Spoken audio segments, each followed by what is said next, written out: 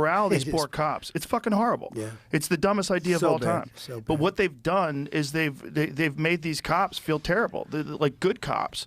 I think cops are just like everybody else. Most of them are great. It's like everybody else. But if you run into one carpenter and he does a shitty job in your house, you say carpenters fucking suck. But they don't suck. Most of them are great. And that's the key thing with cops. But the point is, like, they did all of these things in this very foolish way. And these cops are suffering the consequences of it. And so subsequently what happens is a lot of crime is unreported. A lot of crime, like, you call the cops, they're too busy, they can't even get to you. Oh, your house got broken into? Sorry. You know, it doesn't even make a report. There's a lot of people that they just give up.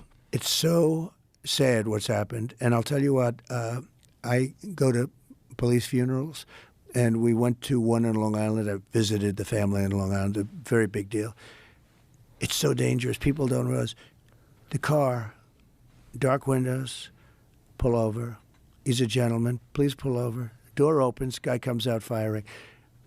Even if they were allowed to pull out their gun, which they're not, they can't, pull out. Do it in time. Yeah. They still wouldn't have time. It's every cop's worst nightmare. They opened a door, and he was killed, and his partner was hurt. He was killed. And you don't even have an eighth of a second to think. And it is such a dangerous job.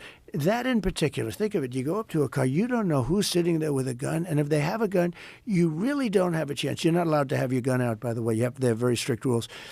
So, number one, but even if you could have your gun out, the door opens and bullets start firing out, and especially where they have the dark windows, where they have the darkened windows. It is such a dangerous profession. And it's very hard to get cops now because they're not given any backup. And you're right. They have like an eighth of a second to make a decision that's going to change their life. If they make the wrong decision, they're going to end up on the front page of every newspaper in the country, and they're going to lose their house and their pension and their job, and their wife is going to be gone, and everything's going to be gone. And here's another thing that people don't talk about. How many of them have PTSD? Probably most of them. Yeah, these guys are seeing people shot all the time. Yep. I've talked to a ton of cops about it, and a lot of cops commit suicide. A lot of cops are deeply depressed. But we have to give them back their dignity. We just have to give them back. You said it so good. You never hear anybody say that. You're never going to have it perfect. You're going to have a bad apple. In everything, in every profession. But every time there's a bad apple, that gets massive publicity, and it taints everybody else. But it's also this very irresponsible thing where people say defund the police, get rid of the police. Even Kamala Harris was a part of that. That it's a very stupid way to look at it. What you should do is fund the police. You should have better training. You should have cops that feel more appreciated. You should have something that helps mitigate this PTSD that all of them suffer through. Right. She was a big part of defund the police. That was a big thing for her. Defund the police. Always defund the police.